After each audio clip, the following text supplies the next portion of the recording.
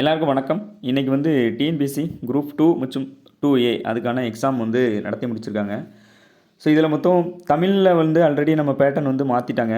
அது நமக்கு எல்லாருக்குமே தெரியும். ஏன்னா போன குரூப் 4லேயே வந்து நல்லாவே அதில் ஒரு அனுபவம் கிடச்சிருக்கும். அதே மாதிரி தான் இந்த குரூப் 2 எக்ஸாமோடைய பேப்பரில் இருக்கக்கூடிய தமிழ் கேள்விகள் இருந்தது. கண்டிப்பாக நம்ம புக்கு 6 முதல் 10 வரை அனைத்து பக்கங்களையும் அப்படியே படிச்சுட்டு போயிருந்தோம் அப்படின்னா கண்டிப்பாக அதிலேருந்து எதுவுமே மார்க் எடுக்க முடியாது.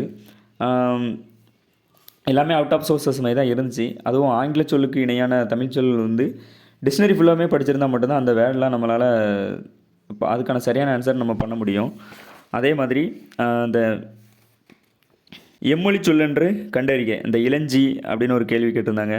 அதுக்கப்புறம் அந்த உத்தமம், அதாவது சுருக்க குறியீட்டு விளக்கம் உத்தமம் அப்படிங்கக்கூடிய அந்த கேள்விகள்லாம் வந்து ரொம்பவே புதுசாக தான் இருந்துச்சு.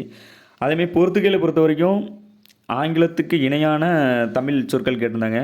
அதுவுமே நமக்கு வந்து கொஞ்சம் டஃப்பாக தான் இருந்தது. நீங்கள் தமிழில் எத்தனை கேள்விகள் சரியாக ஆன்சர் பண்ணியிருக்கீங்க அப்படிங்கிறத கமெண்டில் சொல்லுங்கள். இல்லை தமிழ் எப்படி இருந்துச்சு அப்படிங்கிறதையும் கமெண்டில் சொல்லுங்கள். நமக்கு பேரராப் கொடுத்து கேட்ட கேள்வி தான் அப்படி நல்லா இருந்துச்சு. அதில் இருந்த ஆன்சர் அப்படி பார்த்து பார்த்து எழுதுகிற மாதிரி இருந்துச்சு. இந்த கலைச்சொல்லுக்கு இணையான சொல், அந்த சொல்லை நம்ம வாசிக்கே ரொம்ப டஃப்பாக இருந்துச்சு. அந்த கேள்விலாம் எங்கேருந்து எடுத்திருக்காங்கன்னே தெரியலை.